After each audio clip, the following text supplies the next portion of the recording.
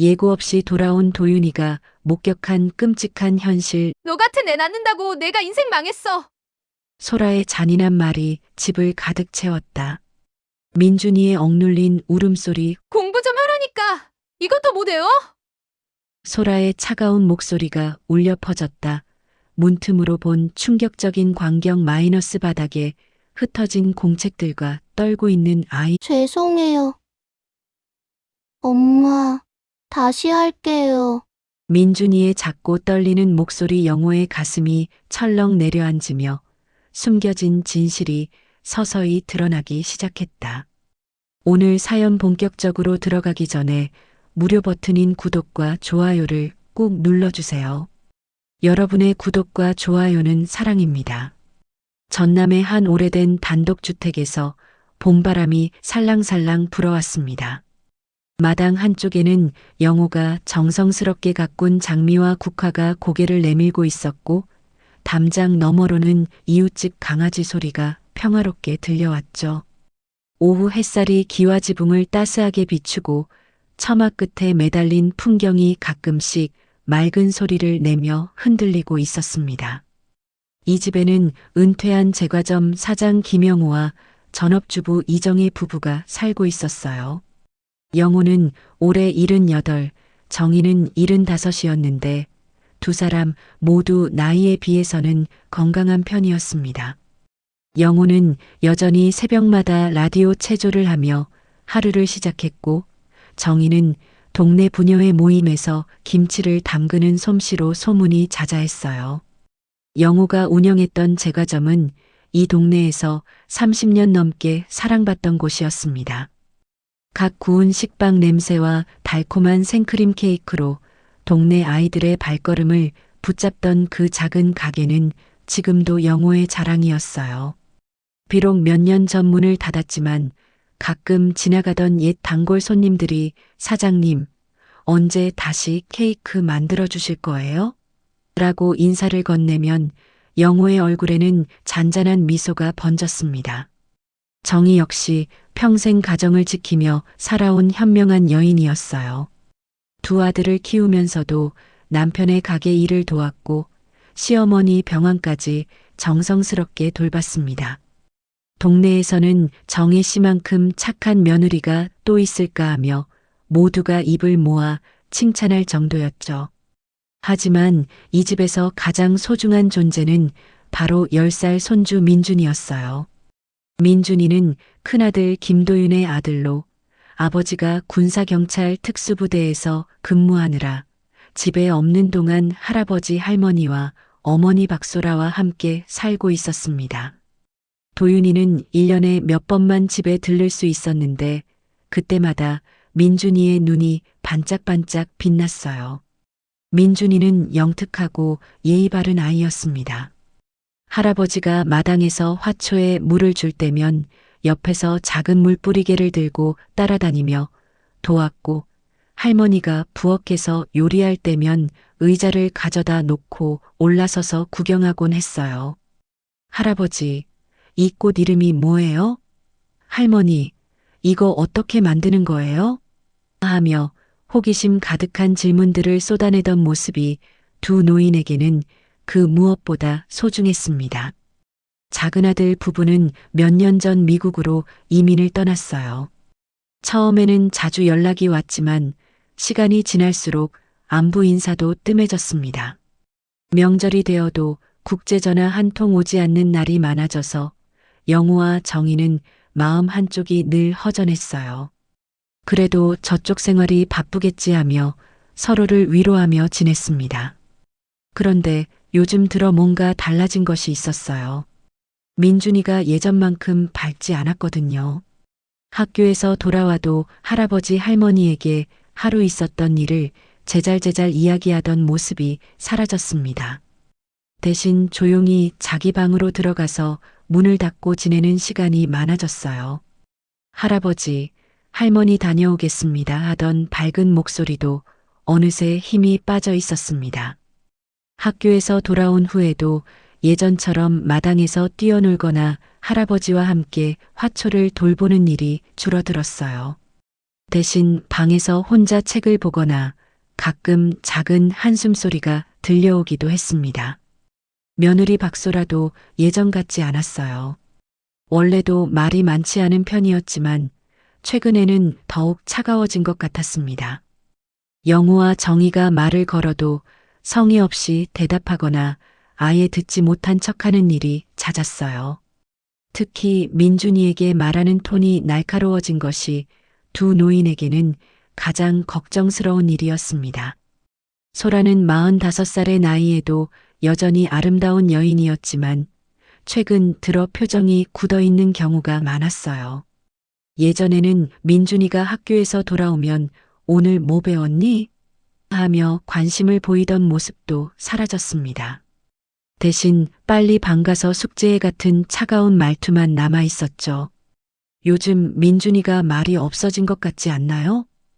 어느 날 저녁 손주가 잠든 후 정희가 영호에게 조심스럽게 말을 꺼냈습니다. 영호도 같은 생각을 하고 있었어요. 나도 그런 것 같아. 예전에는 학교 이야기며 친구 이야기며 그렇게 많이 했는데 혹시 소라가 아니야, 내가 너무 예민하게 생각하는 건가. 정희는 말을 흐렸지만 마음속 걱정은 점점 커져만 갔습니다. 정희의 마음속에는 묘한 불안감이 자리 잡고 있었어요. 손주가 점점 말이 없어지는 것이 단순히 자라면서 생기는 변화일까 아니면 다른 이유가 있는 걸까 하는 의구심이 들었거든요. 집안 분위기가 묘하게 무거워지고 있었습니다. 겉으로는 평범한 3대가 함께 사는 집 같았지만 뭔가 보이지 않는 긴장감이 흐르고 있었어요. 영우와 정희는 이런 분위기를 감지하고 있었지만 구체적으로 뭐가 잘못된 건지 알 수 없어서 더욱 답답했습니다. 저녁 식사 시간이면 네 식구가 둘러앉았지만 예전처럼 화기애애한 대화는 사라졌어요. 민준이는 고개를 숙이고 조용히 밥만 먹었고 소라는 휴대폰을 보거나 무표정한 얼굴로 있는 경우가 많았습니다. 영우와 정희만이 어색한 침묵을 깨려고 이런저런 이야기를 꺼내곤 했죠. 그런 어느 조용한 오후 평온해 보이던 이 집에 작은 균열이 생기기 시작했습니다. 아직은 표면에 드러나지 않은 미세한 금이었지만 이 균열이 곧 이 가정에 큰 변화를 가져올 거라는 것을 그때는 아무도 몰랐어요. 그 조용한 오후의 균열이 현실로 드러난 것은 며칠 뒤의 일이었습니다. 평소와 다름없이 해가 중천에 떠 있던 어느 목요일 오후 영호는 마당에서 화초에 물을 주고 있었어요. 봄볕이 따스하게 내리쬐는 가운데 장미꽃 봉오리들이 하나둘씩 고개를 내밀고 있었습니다. 올해는 장미가 유난히 잘 피는구나. 영호는 혼자 중얼거리며 물뿌리개를 기울였습니다. 정성스럽게 가꾼 화초들을 보고 있으면 마음이 평온해졌어요. 특히 민준이가 작년에 함께 심었던 해바라기 씨앗이 새싹을 틀어올린 모습을 보니 절로 미소가 지어졌습니다.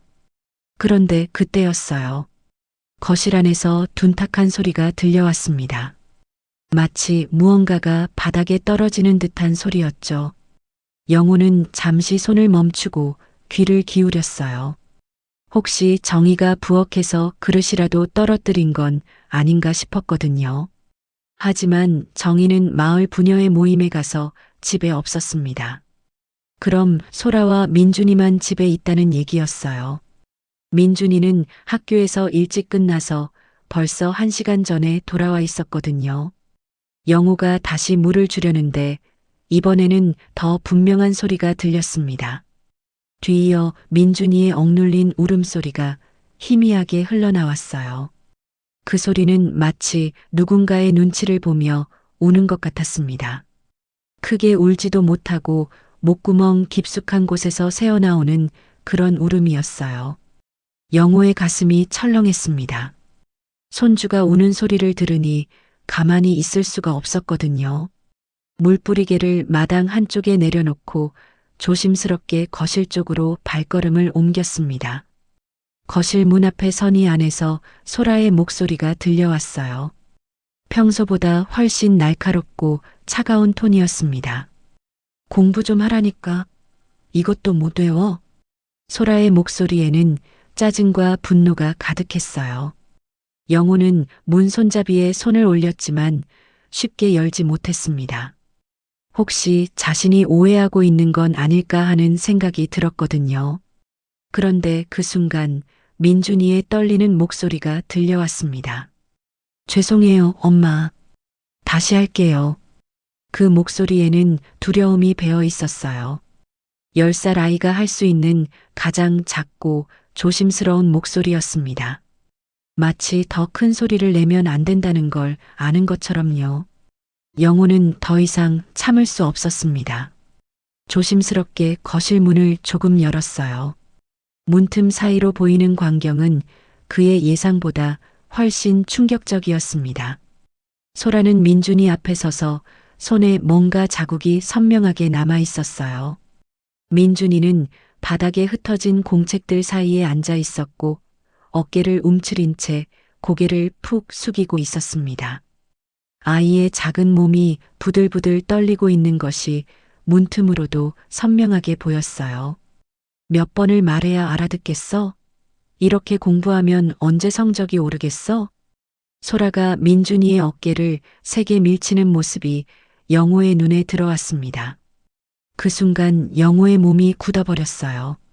자신의 손주가 그것도 집안에서 이런 일을 당하고 있다는 현실이 믿어지지 않았거든요.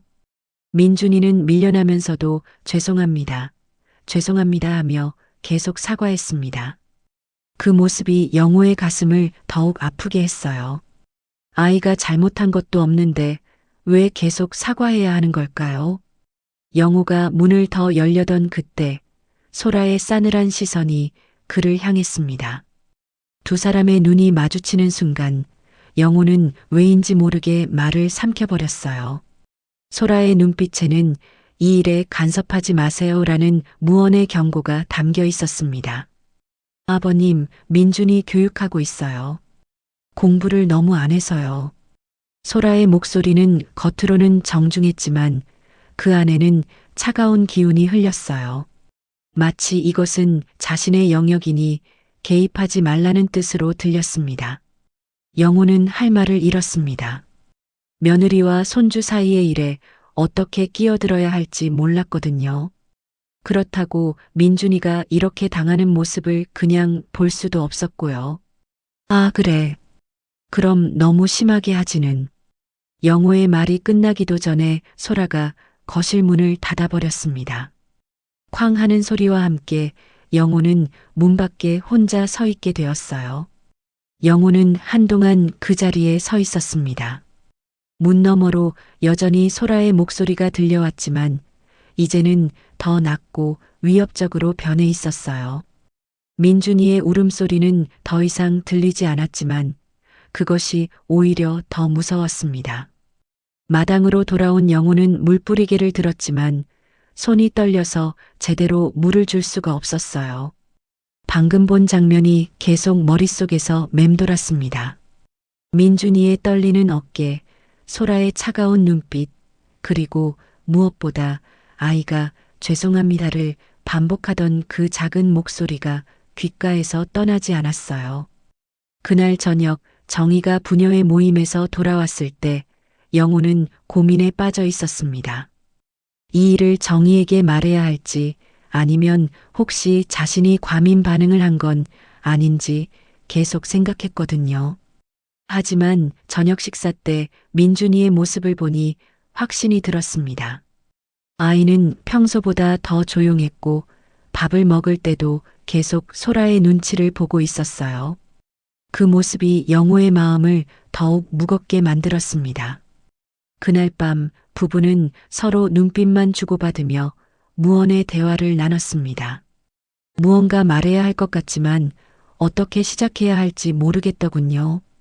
그 무거운 저녁이 지나고 며칠 뒤 평소와 다름없던 오후에 예상치 못한 일이 벌어졌습니다. 영호가 마당에서 잡초를 뽑고 있고 정희가 부엌에서 저녁 준비를 하고 있을 때였어요. 민준이는 학교에서 돌아와 방에서 조용히 숙제를 하고 있었고 소라는 거실에서 텔레비전을 보고 있었습니다.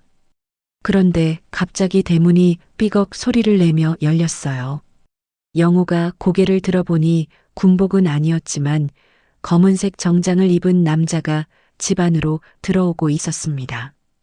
그 사람의 걸음걸이와 곧은 어깨를 보는 순간 영호는 알 수 있었어요. 도윤이다. 김도윤이 돌아온 것이었습니다.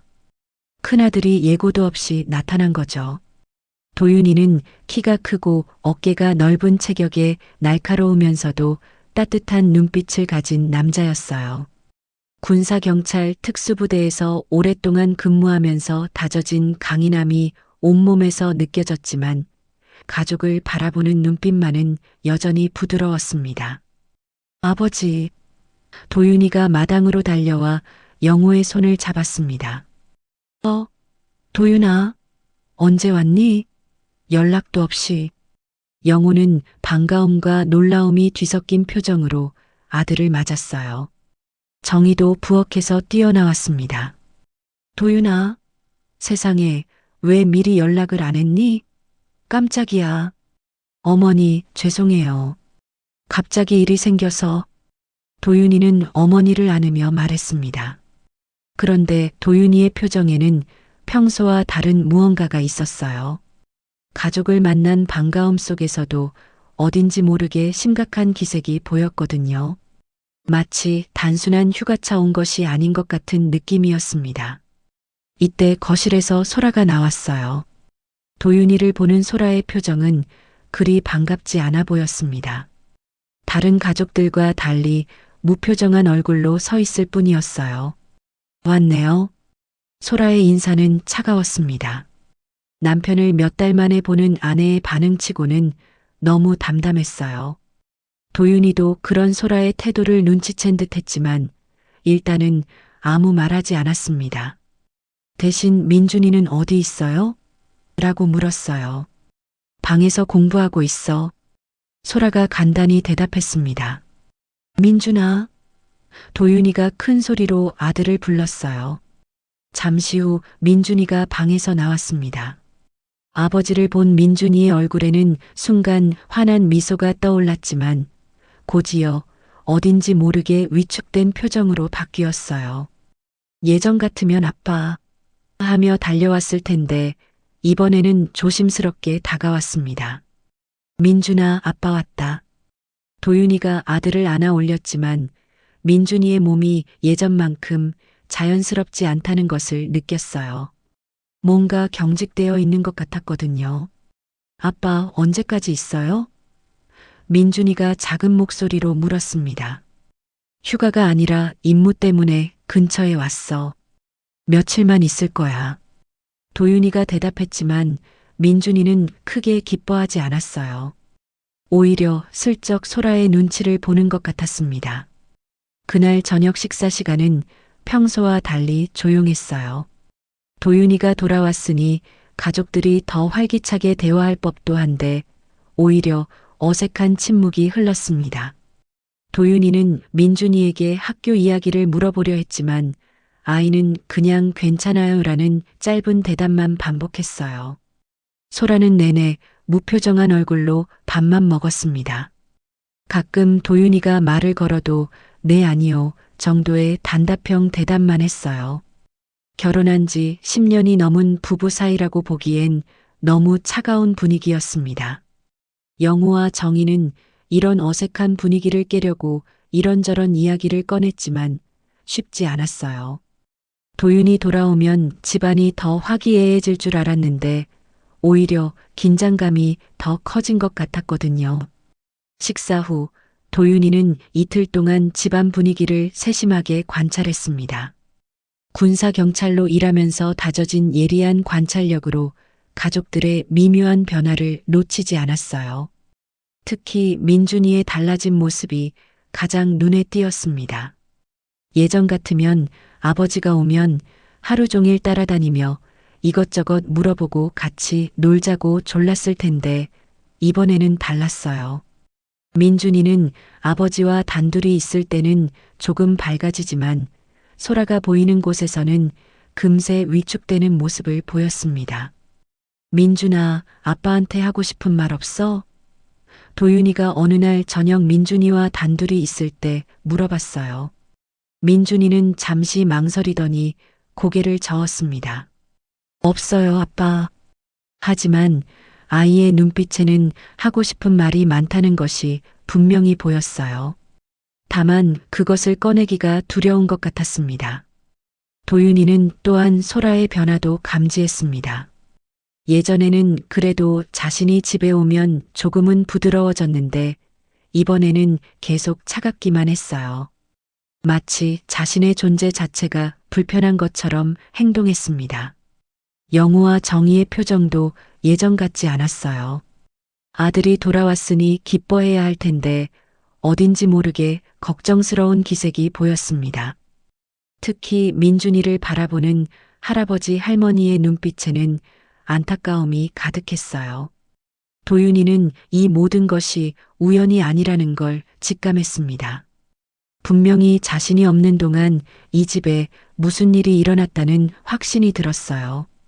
그것도 단순한 가족 간의 갈등 수준이 아닌 더 심각한 무언가 말입니다. 이틀째 되는 날 도윤이는 마당에서 운동을 하며 생각에 잠겼습니다. 군사경찰로서 수많은 사건들을 해결해온 경험으로 볼 때 이 집안의 분위기는 명백히 비정상적이었어요. 특히 민준이의 달라진 모습이 가장 큰 단서였습니다. 그런데 그때 거실 안에서 갑자기 고함 소리가 들려왔습니다. 도윤이의 몸이 순간적으로 경직되었어요. 그 소리는 분명 소라의 목소리였고 상당히 화가 난 상태였습니다. 도윤이는 운동을 멈추고 거실 쪽으로 주의를 집중했습니다. 이제야 이 집에서 벌어지고 있는 일의 실체를 파악할 수 있을 것 같았거든요. 도윤이가 마당에서 팔굽혀펴기를 하던 중 거실에서 들려온 고함 소리에 몸을 일으켰습니다. 군사경찰로 훈련받은 본능이 즉시 작동했어요. 그 소리는 단순한 부부싸움이나 가벼운 다툼이 아니었습니다. 분명히 누군가가 심각하게 화가 나 있는 상황이었거든요. 도윤이는 조심스럽게 거실 쪽으로 다가갔습니다. 훈련받은 발걸음으로 소리 없이 움직이면서 상황을 파악하려 했어요. 거실 문이 살짝 열려 있어서 안쪽 상황이 어느 정도 보였습니다. 몇 번을 말해야 알아듣겠어? 이렇게 하면 언제 성적이 오를 거야? 소라의 목소리가 거실을 가득 채웠어요. 평소에도 차갑긴 했지만 지금은 그 수준을 훨씬 넘어선 분노에 찬 톤이었습니다. 도윤이는 문틈 사이로 안을 들여다봤는데 그 순간 충격적인 장면이 눈에 들어왔어요. 민준이가 바닥에 무릎을 꿇고 앉아 있었습니다. 아이 주변에는 공책과 연필, 지우개들이 흩어져 있었어요. 민준이는 고개를 푹 숙인 채 몸을 작게 움츠리고 있었는데 그 모습이 마치 폭풍을 피하려는 작은 새 같았습니다. 소라는 민준이 앞에 서서 손에 뭔가를 들고 있었어요. 자세히 보니 그것은 민준이의 시험지였습니다. 빨간 펜으로 여러 곳에 표시가 되어 있는 것으로 보아 틀린 문제가 많았나 봅니다. 이 성적으로 어떻게 좋은 학교에 가겠어? 할아버지 재산 물려받으려면 공부라도 잘해야 하는 거 아니야? 소라의 말에 도윤이의 눈빛이 순간 차갑게 변했습니다. 지금 소라가 한 말은 단순히 교육에 대한 걱정이 아니었어요. 아이를 하나의 인격체로 보는 것이 아니라 경제적 수단으로만 바라보고 있다는 뜻이었거든요. 죄송해요, 엄마. 다음에는 더 잘할게요. 민준이의 목소리는 떨리고 있었습니다. 10살 아이가 할 수 있는 가장 작고 조심스러운 목소리였어요. 다음에는 맨날 다음에만 잘한다고 하고 소라가 민준이의 어깨를 거칠게 잡아 흔들었습니다. 그 순간 도윤이의 주먹이 저절로 움켜쥐어졌어요. 자신의 아들이 그것도 집안에서 이런 대우를 받고 있다는 현실이 믿어지지 않았거든요. 당장 들어가서 소라를 제지하고 싶었지만 우선은 참았습니다. 성급하게 행동하면 상황이 더 복잡해질 수 있다는 것을 알고 있었어요. 공부도 못하면서 밥만 축내고 정말 답답해 죽겠어. 소라의 말이 점점 더 독해졌습니다. 이제는 교육을 핑계로 한 감정 폭발이 아니라 아이에게 쌓인 불만을 쏟아내는 것 같았어요. 민준이는 그런 어머니의 말을 듣고만 있을 뿐이었습니다. 이때 부엌에서 설거지를 하던 정희가 거실 쪽을 힐끗 봤어요. 소라의 목소리가 워낙 커서 부엌까지 다 들렸거든요. 정희는 떨리는 손으로 그릇을 닦으면서 어떻게 해야 할지 몰라 했습니다. 며칠 전 영호가 자신에게 말했던 것이 떠올랐어요. 거실에서 민준이가 우는 소리를 들었다던 그 말이 이제야 현실로 다가왔습니다. 정희는 마음으로는 당장 달려가서 손주를 보호하고 싶었지만 며느리와의 관계를 생각하면 쉽게 나설 수가 없었어요. 도윤이는 계속 상황을 지켜보고 있었습니다. 군사경찰로서 수많은 사건을 처리해 본 경험상 이런 상황에서는 정확한 증거와 상황 파악이 중요하다는 것을 알고 있었거든요. 감정적으로 행동하면 오히려 민준이에게 더 큰 피해가 갈 수 있었습니다. 다른 집 애들은 다 학원도 다니고 과외도 받는데 너는 뭐 하나 제대로 하는 게 없어. 소라의 불만이 계속 쏟아졌어요. 이제는 민준이 개인에 대한 비난을 넘어서 다른 아이들과 비교하며 아이의 자존감을 깎아내리고 있었습니다. 민준이는 그런 어머니의 말을 들으면서도 죄송합니다만 반복했어요. 아이가 자신을 지킬 다른 방법을 모르는 것 같았습니다. 그저 어머니의 화가 빨리 풀어지기만을 바라는 모습이었어요. 도윤이의 심장이 더 빨리 뛰기 시작했습니다. 이것은 단순한 훈육이 아니었어요. 명백한 정서적 학대였습니다. 아이에게 지속적으로 모욕감을 주고 자존감을 파괴하는 행위였거든요. 책도 제대로 못 읽으면서 무슨 공부를 한다는 거야? 정말 한심해. 소라가 민준이 앞에 놓인 공책을 발로 걷어찼습니다. 공책이 바닥에 미끄러지면서 페이지들이 구겨졌어요. 민준이는 재빨리 그 공책을 주우려고 했지만 소라가 그것마저 막았습니다. 지금 주울 생각하지 말고 대답이나 해. 왜 이렇게 공부를 못하는 거야? 민준이는 대답하지 못하고 입술만 떨고 있었어요. 10살 아이에게 왜 공부를 못하냐고 묻는 것 자체가 잔인한 일이었습니다. 아이가 뭐라고 대답할 수 있겠어요? 이때 영호가 마당에서 들어왔습니다. 거실의 소란스러운 소리를 듣고 무슨 일인지 확인하러 온 거였어요. 하지만 소라가 민준이를 다그치는 모습을 보고는 어떻게 해야 할지 몰라 했습니다. 소라야, 너무 심하게 하지는. 영호가 조심스럽게 말을 꺼냈어요. 아버님, 교육하는 거예요. 이렇게라도 하지 않으면 이 아이가 언제 정신을 차리겠어요? 소라의 대답은 단호했습니다. 자신의 행동이 정당하다고 생각하고 있는 것 같았어요. 그런 소라를 보며 영호는 할 말을 잃었습니다. 도윤이는 이제 더 이상 참을 수 없다는 생각이 들었어요. 하지만 그 순간 소라가 민준이에게 더 큰 소리를 질렀습니다. 대답 안 할 거야? 정말 답답한 애네. 소라가 민준이의 팔을 거칠게 잡아당겼어요. 그 순간 민준이가 아야 하고 작은 비명을 질렀습니다. 도윤이의 이성의 끈이 끊어지는 순간이었어요. 하지만 도윤이는 여전히 참았습니다. 지금 들어가면 상황이 더 악화될 수 있다는 것을 알고 있었거든요. 대신 내일 확실한 증거를 잡기로 마음먹었습니다. 이 상황을 정확히 파악하고 근본적인 해결책을 찾아야 했어요. 그날 밤 도윤이는 잠을 이루지 못했습니다. 민준이의 작은 비명소리가 계속 귓가에서 맴돌았어요. 자신이 군 복무를 하는 동안 집에서 이런 일이 벌어지고 있었다는 사실이 그를 괴롭혔습니다. 내일은 반드시 이 상황을 끝내야겠다고 다짐했어요. 그 밤을 하얗게 지새운 도윤이는 다음 날 아침 일찍 일어났습니다. 평소 군대에서 기상나팔 소리에 익숙해진 몸이지만 어젯밤은 정말 한잠도 못 잤어요. 민준이의 작은 비명소리가 계속 머릿속에서 맴돌았거든요.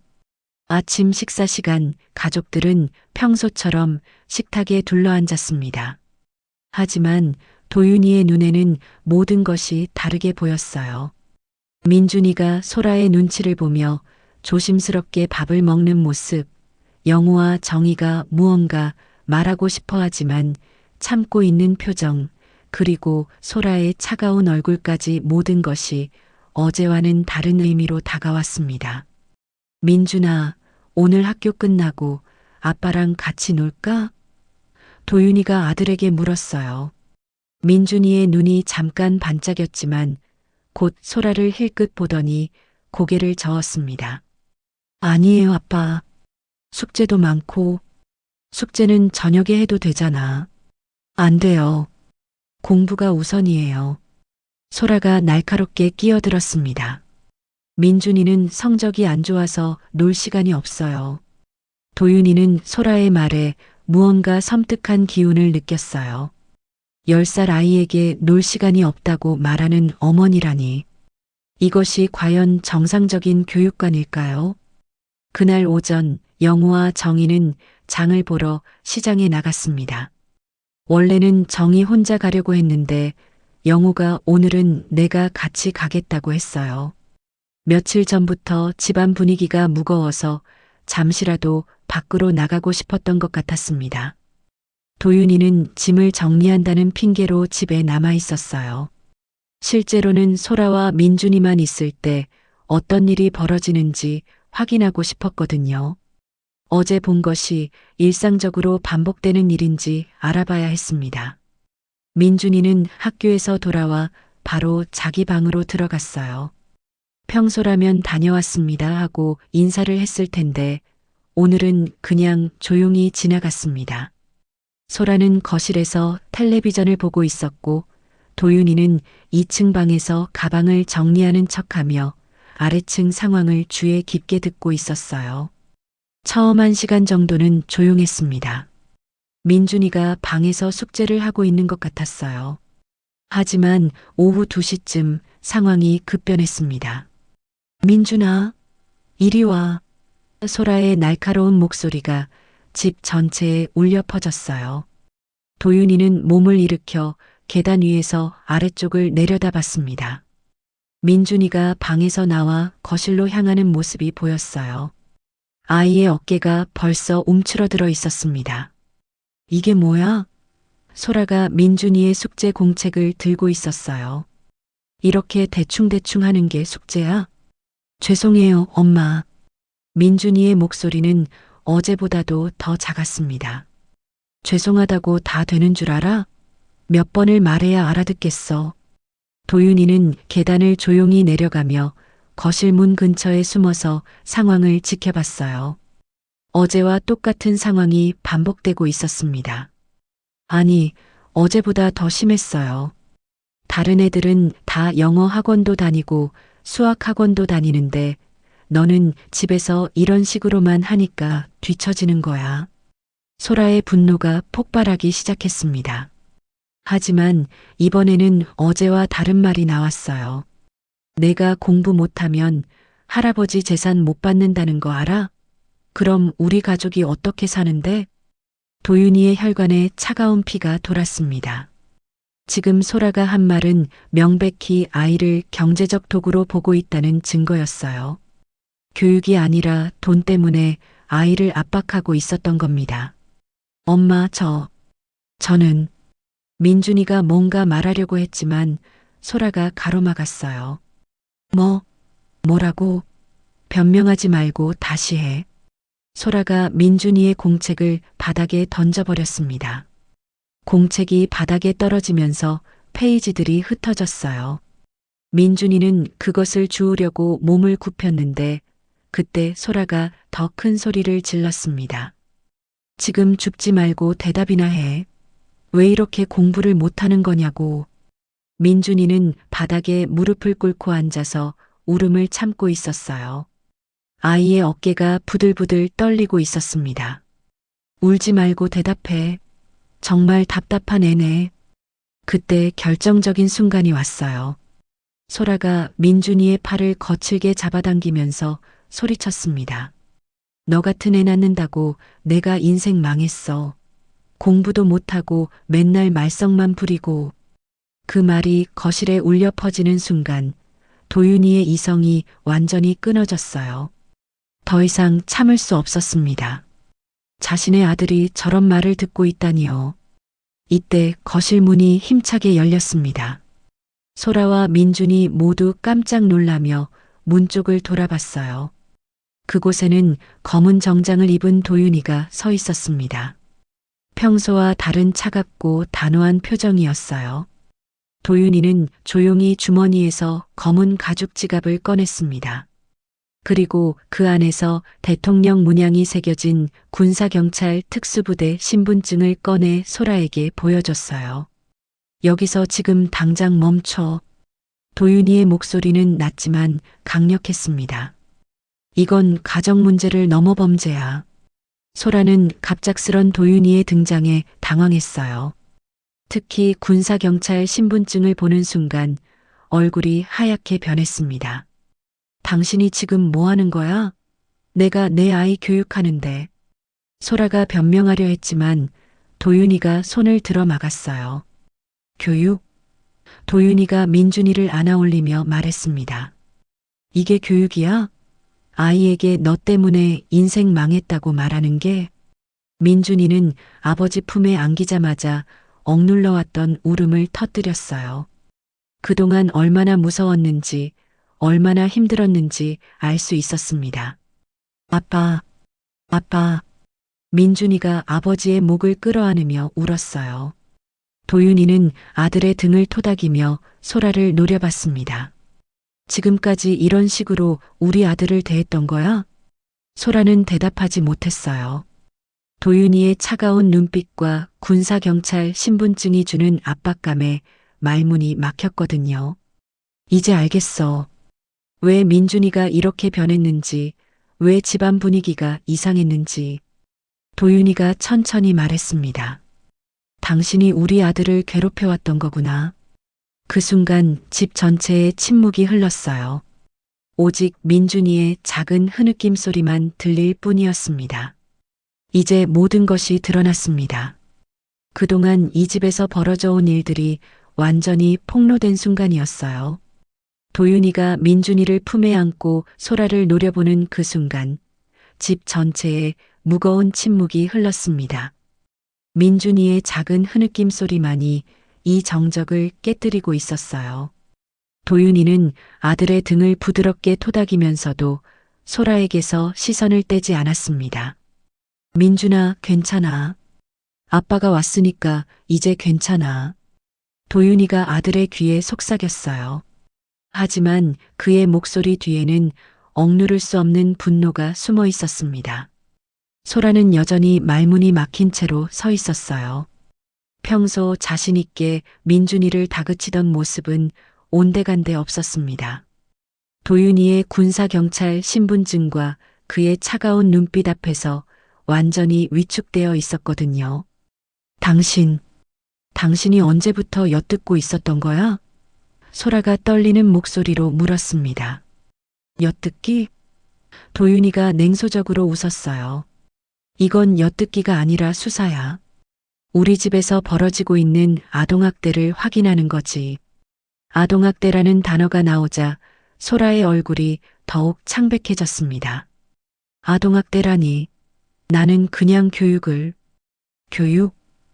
도윤이가 소라의 말을 가로막았어요. 아이에게 너 때문에 인생 망했다고 말하는 게 교육이야? 할아버지 재산 때문에 공부하라고 압박하는 게 교육이야? 도윤이의 말에 소라는 할 말을 잃었습니다. 자신이 한 말들이 고스란히 도윤이에게 들켰다는 것을 깨달았거든요. 민준이는 아버지 품에서 조금씩 진정되고 있었어요. 그동안 혼자 견뎌야 했던 두려움과 스트레스가 아버지의 따뜻한 품에서 조금씩 풀리고 있었습니다. 민준아, 아빠한테 말해봐. 엄마가 평소에 어떻게 했는지. 도윤이가 부드럽게 물었어요. 민준이는 잠시 망설였습니다. 그동안 누구에게도 말하지 못했던 이야기를 꺼내는 것이 쉽지 않았거든요. 하지만 아버지의 따뜻한 눈빛을 보며 용기를 냈어요. 엄마가 맨날 화내요. 공부 못한다고. 민준이의 목소리는 여전히 떨리고 있었습니다. 그리고 할아버지한테서 돈 못 받으면 어떻게 하냐고. 도윤이의 눈빛이 더욱 차갑게 변했어요. 민준이의 증언으로 소라의 진짜 의도가 드러나고 있었습니다. 또 뭐가 있었니? 때리기도 했어요. 여기랑. 민준이가 자신의 어깨와 팔을 가리켰습니다. 그리고 밥도 못 먹게 할 때가 있었어요. 공부 못했다고. 도윤이의 주먹이 단단히 쥐어졌어요. 자신이 없는 동안 아들이 이런 고통을 받고 있었다니. 그것도 아이의 친어머니에게서 말입니다. 거짓말하지 마. 소라가 갑자기 소리쳤어요. 내가 언제 밥을 못 먹게 했다고. 거짓말? 도윤이가 소라를 똑바로 쳐다봤습니다. 그럼 지금 내가 들은 것도 거짓말이야? 너 같은 애 낳는다고 인생 망했다는 말도? 소라는 더 이상 반박할 수 없었어요. 자신이 한 말들이 명백한 증거였거든요. 이때 현관문이 열리는 소리가 들렸습니다. 장을 보고 돌아온 영우와 정이었어요. 두 사람은 거실의 분위기가 심상치 않다는 것을 단번에 느꼈습니다. 이게 무슨... 영우가 말을 시작했지만 도윤이가 민준이를 안고 있는 모습과 소라의 창백한 얼굴을 보고는 무언가 큰 일이 벌어졌다는 것을 직감했어요. 어머니, 아버지. 도윤이가 부모님을 향해 말했습니다. 이제 숨길 필요 없어요. 이 집에서 누가 우리를 가족으로 여기지 않는지 이제 알잖아요. 정희는 손에 들고 있던 장바구니를 바닥에 내려놓았어요. 그동안 마음 한쪽에서 걱정하고 있던 일이 현실이 되었다는 것을 깨달았거든요. 도윤아, 무슨 일이니? 정희가 조심스럽게 물었습니다. 도윤이는 그동안 자신이 본 것과 들은 것들을 부모님에게 차근차근 설명했어요. 소라가 민준이에게 한 말들, 아이를 대하는 방식, 그리고 무엇보다 민준이를 경제적 도구로만 보고 있다는 사실까지 모든 것을 털어놓았습니다. 영우와 정희는 충격에 휩싸였어요. 며칠 전부터 느꼈던 이상한 분위기의 정체가 이런 것이었다니. 자신들의 소중한 손주가 이런 고통을 받고 있었다는 사실이 믿어지지 않았습니다. 그래서 민준이가 요즘 말이 없었던 거구나. 정희가 눈물을 글썽이며 말했어요. 영호는 며칠 전 자신이 목격했던 장면을 떠올렸습니다. 거실에서 들었던 민준이의 울음소리, 소라의 차가운 눈빛. 그때 더 적극적으로 나섰어야 했는데 하는 후회가 밀려왔어요. 소라야. 영호가 며느리를 향해 말했습니다. 정말 그런 일이 있었니? 소라는 고개를 숙인 채 대답하지 않았어요. 이제 더 이상 변명할 여지가 없다는 것을 스스로도 알고 있었거든요. 대답해. 영호의 목소리에 평소에 없던 강함이 실렸습니다. 내 손주한테 정말 그런 짓을 했니? 나는 그냥... 소라가 떨리는 목소리로 말을 시작했지만 제대로 된 변명을 찾을 수 없었어요. 그때 민준이가 도윤이의 품에서 고개를 들었습니다. 눈물로 젖은 얼굴로 할아버지 할머니를 바라보며 말했어요. 할아버지, 할머니, 미안해요. 제가 공부를 못해서... 그 말을 듣는 순간 정희의 눈에서 눈물이 흘러내렸습니다. 아이가 자신을 탓하고 있다니. 잘못은 전혀 없는 민준이가 스스로를 책망하고 있었어요. 민준아, 너는 잘못한 게 없어. 하나도 없어. 정희가 손주에게 다가가며 말했습니다. 영호도 마찬가지였어요. 평생 온화했던 그가 이렇게 화를 내는 모습은 처음이었습니다. 소라, 당장 이 집에서 나가. 아버님, 그게 무슨. 소라가 당황하며 말했지만 영호의 의지는 확고했어요. 내 손주를 이렇게 괴롭힌 사람과는 더 이상 한 지붕 아래서 살 수 없어. 도윤이는 부모님의 반응을 보며 안도했어요. 가족 모두가 민준이의 편에 서주고 있었거든요. 이제 아들을 지킬 수 있다는 확신이 들었습니다. 하지만 이 상황이 이렇게 쉽게 끝날 리는 없었어요. 소라에게는 아직 할 말이 남아 있었거든요. 그리고 도윤이에게도 이 문제를 완전히 해결하기 위한 마지막 카드가 남아 있었습니다. 긴장감이 최고조에 달한 가운데 진정한 대결이 이제 시작되려고 하고 있었어요. 영호의 단호한 말에 거실의 공기가 더욱 무거워졌습니다. 내 손주를 이렇게 괴롭힌 사람과는 더 이상 한 지붕 아래서 살 수 없어라는 말이 여전히 방 안에 울려 퍼지고 있었어요. 소라는 이런 상황을 예상하지 못했던 것 같았습니다. 평소 온화하기만 했던 시아버지가 이렇게 강하게 나올 줄은 몰랐거든요. 아버님, 그렇게 말씀하시면. 소라가 떨리는 목소리로 말을 시작했지만 영호가 손을 들어 막았어요. 더 이상 들을 말 없어. 당장 짐 싸서 나가. 그런데 그때 소라의 표정이 급변했습니다. 지금까지 당황하고 위축되어 있던 모습에서 갑자기 차갑고 도전적인 모습으로 바뀐 거예요. 마치 더 이상 숨길 것도 없다는 듯이 본색을 드러내기 시작했습니다. 나가라고요? 소라가 비웃듯이 말했어요. 제가 왜 나가야 하는데요? 여기는 제 남편 집이기도 해요. 도윤이는 소라의 갑작스런 변화에 경악했습니다. 지금까지 보여준 것은 빙산의 일각이었던 것 같았어요. 소라의 진짜 모습이 지금 드러나고 있었거든요. 내가 뭔데 내 가정을 간섭해? 소라가 이번에는 도윤이를 향해 말했습니다. 당신은 1년에 몇 번 집에 들르지도 않으면서 무슨 자격으로 나한테 이래요? 도윤이의 눈빛이 더욱 차갑게 변했어요. 내가 뭔데? 나는 이 아이의 아버지야. 그리고 군사경찰이고. 군사경찰이면 뭐 어쩌라고요? 여기는 군대가 아니라 가정이에요.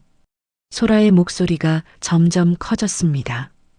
이제는 완전히 개버리기 시작한 것 같았어요. 그동안 억눌러왔던 불만과 분노가 한꺼번에 터져나오고 있었습니다. 가정? 도윤이가 민준이를 더 꽉 안으며 말했어요. 아이를 학대하는 곳이 가정이야? 경제적 도구로 보는 곳이 가정이야? 학대라니. 나는 교육을 한 거라고요. 소라가 소리쳤습니다. 이 집 사람들은 모르겠지만 요즘 세상이 얼마나 경쟁이 치열한지 알아요? 공부 못하면 다 끝나는 거라고요. 정희가 소라의 말을 듣고 고개를 저었어요. 소라야, 그래도 아이한테 그런 말을 하면 어떻게 해? 아이한테 그런 말, 현실을 말해준 거죠. 소라가 정희를 향해 돌아서며 말했습니다. 시어머님은 모르실 거예요. 이 집에 돈이 얼마나 있는지, 민준이가 나중에 받을 재산이 얼마나 되는지. 그 말에 가족들이 모두 놀랐어요. 소라가 처음부터 영호의 재산을 노리고 있었다는 것이 명백히 드러난 순간이었거든요. 그래, 나는 처음부터 알고 있었어요. 이 집 제과점이 얼마나 잘 됐는지, 땅값이 얼마나 올랐는지. 소라의 본심이 쏟아져 나왔습니다. 민준이가 공부 잘해서 좋은 학교 가고 나중에 이 모든 걸 물려받아야 하는 거 아니에요? 영호는 충격에 말을 잃었어요. 자신의 며느리가 이런 사람이었다니. 지금까지 가족이라고 생각했던 사람이 사실은 돈만 노리고 있었던 거였어요. 그러니까 당신은, 도윤이가 천천히 말했습니다. 민준이를 사랑해서가 아니라 돈 때문에 압박한 거였어? 사랑? 소라가 비웃었어요. 사랑만으로 애가 크나요? 돈이 있어야 좋은 교육도 시키고 좋은 환경에서 키울 수 있는 거 아니에요? 민준이는 어머니의 말을 듣고 아버지 품에서 더 작아졌어요. 자신이 사랑받는 존재가 아니라 돈벌이 수단이었다는 것을 어린 나이에도 이해할 수 있었거든요. 도윤이는 더 이상 참을 수 없었습니다. 주머니에서 휴대폰을 꺼내 전화를 걸기 시작했어요. 뭐 하는 거예요? 소라가 불안해하며 물었습니다. 경찰서에 신고하는 거야. 도윤이가 차갑게 대답했어요. 아동학대 신고. 아동학대라니. 당신 제정신이에요? 제정신이야. 나는 군사경찰로서 정식으로 이 사건을 접수할 거야. 도윤이가 전화를 걸면서 말했습니다. 여보세요, 경찰서죠? 아동학대 신고하겠습니다. 소라의 얼굴이 창백해졌어요. 이제야 상황이 심각하다는 것을 깨달았거든요. 도윤이가 정말로 경찰에 신고하고 있었습니다. 잠깐, 그러지 마요. 소라가 급하게 말했어요. 우리끼리 해결할 수 있잖아. 하지만 도윤이는 전화를 끊지 않았어요. 네, 맞습니다. 친모가 아동을 정서적으로 학대하고 있습니다. 증거도 있고 증인도 있습니다. 그때 민준이가 조용히 말했어요. 아빠. 도윤이가 전화를 잠시 멈추고 아들을 내려다봤습니다. 뭐야, 민준아? 아빠보다 삼촌이. 진짜 가족 같아요. 민준이의 말에 모든 사람이 깜짝 놀랐어요. 아이가 말한 삼촌은 도윤이를 지칭하는 것이었는데 친아버지를 삼촌이라고 부른 것이었거든요. 그만큼 도윤이가 자주 집에 오지 못해서 아이에게는 친근한 가족이라기보다는 가끔 오는 친척 같은 존재였던 거예요. 하지만 그 말 속에는 다른 의미도 담겨 있었습니다. 어머니보다는 아버지가, 이 차가운 집보다는 아버지와 함께 있는 것이 더 안전하고 따뜻하다는 뜻이었어요. 도윤이의 가슴이 찢어질 것 같았습니다.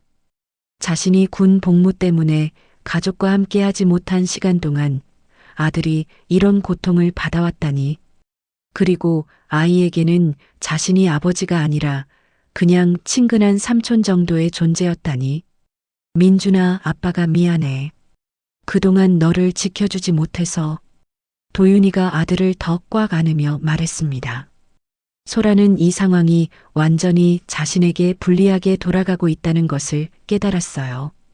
도윤이는 정말로 경찰에 신고할 작정이었고 가족들도 모두 자신의 편이 아니었습니다. 알았어요. 알았다고요. 소라가 소리쳤습니다. 나갈게요. 나가면 되잖아요. 하지만 도윤이는 전화를 끊지 않았어요. 아니야. 그냥 나가는 걸로는 안 돼. 이 일은 반드시 법적으로 처리되어야 해. 드디어 경찰이 도착했습니다. 마을에서는 좀처럼 보기 힘든 경찰차가 집 앞에 멈춰 섰어요. 이웃들이 무슨 일인지 궁금해하며 하나둘씩 모여들기 시작했습니다. 소라는 결국 경찰에 연행되었습니다. 마을 사람들의 시선 속에서 그동안 숨겨져 있던 모든 것이 백일하에 드러나는 순간이었어요. 도윤이는 민준이의 손을 꼭 잡고 있었습니다. 이제 아들을 지킬 수 있다는 확신이 들었거든요. 오랫동안 이어진 악몽이 드디어 끝나는 순간이었습니다. 소라가 경찰에 연행된 그날 저녁, 집안은 오랜만에 평온함이 찾아왔습니다. 하지만 그 평온함 속에는 복잡한 감정들이 섞여 있었어요. 안도감과 동시에 앞으로 어떻게 살아가야 할지에 대한 걱정도 있었거든요. 민준이는 그날 밤 처음으로 깊게 잠들었습니다. 아버지 품에서 안전함을 느끼며 그동안 억눌러왔던 긴장감이 풀렸던 거예요. 도윤이는 아들의 잠든 얼굴을 바라보며 다짐했습니다. 앞으로는 절대 이런 일이 일어나지 않도록 하겠다고 말이에요. 다음 날 아침 영우와 정희는 일찍 일어나 정성스럽게 아침 식사를 준비했습니다. 오랜만에 가족들이 편안한 마음으로 함께 할 수 있는 식사였거든요. 민준이도 평소보다 일찍 일어나 할아버지 할머니를 도왔어요. 할아버지, 오늘 학교 가도 되죠? 민준이가 조심스럽게 물었습니다. 그동안 학교에서 돌아오는 것이 두려웠지만 이제는 달랐어요. 물론이지, 민준아. 그런데 힘든 일 있으면 언제든지 할아버지한테 말해. 영호가 손주의 머리를 쓰다듬으며 말했습니다. 도윤이는 군 부대의 상황을 보고하고 며칠간의 휴가를 더 받았어요. 민준이가 안정을 찾을 때까지 함께 있어야겠다고 생각했거든요. 또한 법적인 절차들도 처리해야 했습니다. 일주일이 지났습니다. 민준이는 조금씩 밝아지고 있었어요. 처음에는 여전히 조심스러워했지만 시간이 지날수록 예전의 활발한 모습을 되찾아가고 있었습니다. 할아버지와 함께 마당에서 화초에 물을 주고 할머니와 함께 부엌에서 요리를 도우며 웃음소리가 다시 집안에 퍼지기 시작했어요. 아빠, 나중에 아빠처럼 경찰관이 되고 싶어요. 어느 날 저녁 민준이가 도윤이에게 말했습니다. 정말? 왜? 도윤이가 물었어요. 아빠가 나를 지켜줬잖아요. 나도 누군가를 지켜주고 싶어요. 그 말을 듣는 순간 도윤이의 눈에 눈물이 고였습니다.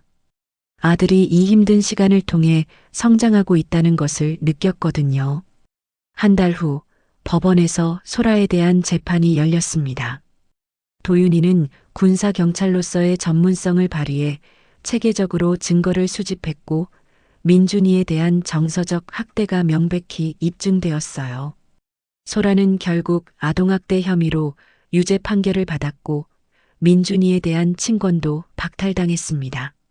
재판이 끝나고 집으로 돌아오는 길에 민준이가 도윤이의 손을 꼭 잡으며 말했어요.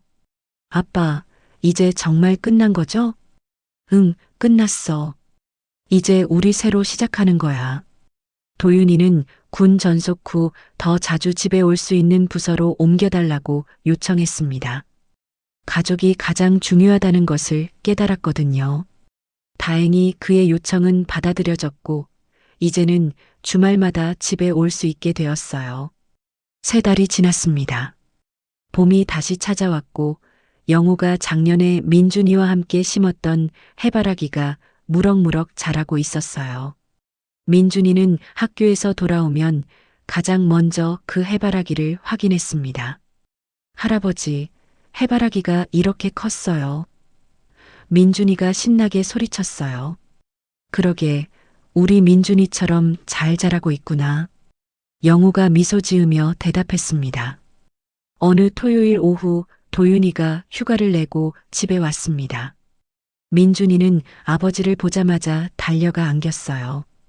이제는 정말로 자연스럽고 편안한 모습이었습니다. 아빠, 오늘 학교에서 상장 받았어요.